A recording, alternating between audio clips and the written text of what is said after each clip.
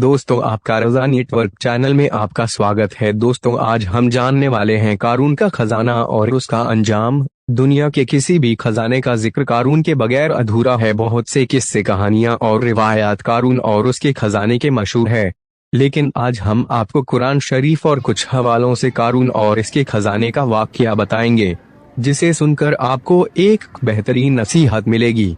आपसे गुजारिश है, इसे पूरा जरूर देखें।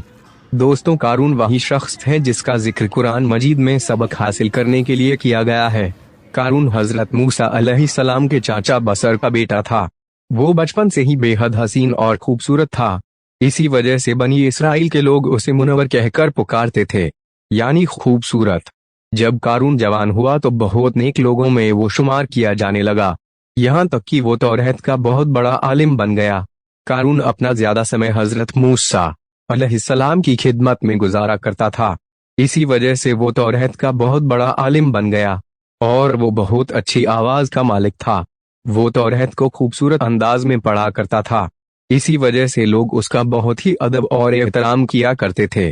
कारून भी हजरत मूसा अलैहिस्सलाम पर ईमान ले आया, और जब बनी इसराइल को तब्तियों की गुलामी से आजादी मिल ली तो कारून भी अपनी कौम के लोगों के साथ मिस्र को छोड़कर सरजमीन मऊद की तरफ हिजरत के लिए चल दिया।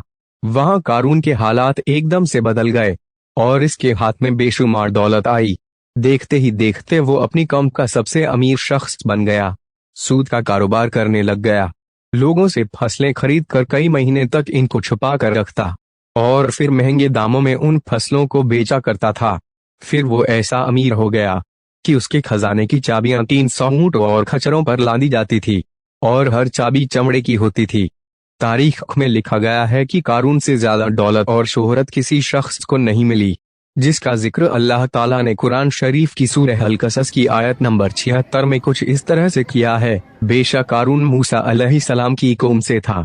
फिर उसने लोगों पर सरकशी की और हमने इसे इस कदर खजाने अता किए थे कि उसकी कुंजियां उठाना एक बड़ी ताकतवर जमात को दुश्वार होता था। जबकि उसकी कौम ने उससे कहा, तू गुरूर न कर, बेशक अल्लाह ताला इतराने वालों को पसंद नहीं करता, और जो दौलत तुझे अल्लाह ताला ने दी है इसके जरिए से अपनी आखिरत को बेहतर कर और अल्लाह को राजी कर और एहसान कर जैसा अल्लाह ताला ने तुझ पर एहसान किया, और जमीन में फसाद मत कर, बेशक अल्लाह ताला फसादियों को पसंद नहीं करता। मोहतरम अजीज दोस्तों, कारून शुरू में हजरत मूसा अलैहिस्सलाम के मानने वालों में शामिल था। एक दिन अल्लाह ताला ने हजरत मूसा अलैहिस्सलाम को ज़कात का हुक्म दिया। हजरत मूसा अलैहिस्सलाम ने अल्लाह के हुक्म के मुताबिक अपनी कौम को ज़कात निकालने का हुक्म दिया। तो यह सुनकर कारून ने भी हजरत मूसा अलैहिस्सलाम से यह वादा किया कि वो भी अपने माल का 1000वां हिस्सा ज़कात में दिया करेगा। जब इसने अपने माल का हिसाब लगाया तो एक बहुत बड़ी रकम ज़कात की निकल रही थी। उसके बाद इसके दिल में लालच पैदा हो गया और वो ज़कात के खिलाफ हो गया और उसने एक गंदी चाल चली। उसने बनी इसराइल में से ही एक गिरोह को जमा किया जो उसके हिमायती थे और कहा, ए बनी इसराइल के लोगों, मूसा अलैहिस्सलाम ने हमें कई हुक्म दिए जिसे हम सब ने माना और उस पर अमल किया, लेकिन अब मूसा का इरादा बदल गया है। अब वो तुमसे तुम्हारी दौलत छीन लेना चाहते हैं। कारून ने अपनी कौम में से एक औरत को कुछ पैसे देकर हजरत मूसा अलैहिस्सलाम पर इल्जाम लगाने के लिए भी कहा, ताकि हजरत मूसा अलैहिस्सलाम को बुरा साबित किया जा सके। उसके बाद उसने अपनी कौम के लोगों को जमा किया और हजरत मूसा अलैहिस्सलाम से पूछा कि जिना की क्या सजा है। हजरत मूसा अलैहिस्सलाम ने फरमाया, जो भी जिना करे, चाहे उसकी बीवी भी हो, तो उसे शर्मसार किया जाए, यहाँ तक कि वो मर जाए। कारून ने कहा, हजरत मूसा अलैहिस्सलाम, अगर यह काम आपने किया हो तो भी क्या यही सजा का हुक्म है? हजरत मूसा अलैहिस्सलाम ने कहा, हाँ, अगर ये काम मैंने भी किया तो भी यही हुक्म है। कारून ने कहा, बनी इसराइल के कुछ लोग ये मानते हैं कि आपने फला औरत के साथ जिना किया है, माइजल्लाह। उसके बाद हजरत मूसा अलैहिस्सलाम ने कहा, उस औरत को मेरे सामने बुलाओ। उसके बाद उस औरत को हजरत मूसा अलैहिस्सलाम के सामने लाया गया। हजरत मूसा अलैहिस्सलाम ने कहा, ए औरत, तुझे उस अल्लाह ताला की कसम है जिसने बनी इसराइल के लिए दरिया को फाड़ दिया और सलामती के साथ दरिया को पार करवाकर फिरौन से बचाया, सच कह कि मामला क्या है? हजरत मूसा अलैहिस्सलाम के जलाल से वो औरत सहम कर कांपने लगी।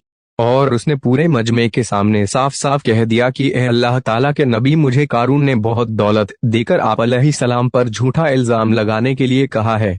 उसके बाद हजरत मूसा अलैहिस्सलाम अल्लाह की बारगाह में सजदा में गिर पड़े और सजदे की हालत में ही हजरत मूसा अलैहिस्सलाम ने ये दुआ मांगी, या अल्लाह कारून पर अपना अजाब नाजिल कर दे।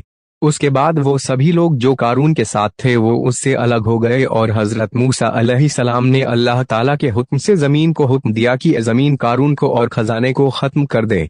तो जमीन फट गई और कारून का खजाना और जो इसके मानने वाले सब लोग भी जमीन में धंसने लग गए। और देखते ही देखते कारून, उसका महल और उसका खजाना सब कुछ जमीन में धंस गया।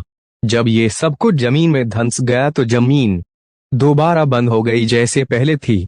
मोहतरम अजीज दोस्तों, हमें जो चीज दी गई है वो सिर्फ दुनिया तक ही साथ रहने वाली और काम आने वाली है, जबकि कारून को भी दुनियावी जिंदगी का सामान दिया गया और उसने इस पर गुरूर और तकब्बुर किया, तो वो भी फिरौन की तरह अजाब से नहीं बच सका। दोस्तों, सोचने की बात यहाँ ये है कि क्या हमारे पास कारून और फिरौन से ज्यादा माल और दौलत है? और जिस तरह फिरौन को उसकी दौलत अल्लाह के अजाब से बचने में कोई काम नहीं आई, इसी तरह कारून को इसके खजानों ने कोई फायदा नहीं दिया। तो हमें गुरूर किस बात का है? याद रखो, अगर हम भी इनकी तरह दौलत और शोहरत पर घमंड करते हैं और अपने से कम वाले को नीचा दिखाते हैं या फिर उन्हें बुरी नजर से देखते हैं, तो हमारा हाल भी फिरौन और कारून जैसा ही होगा।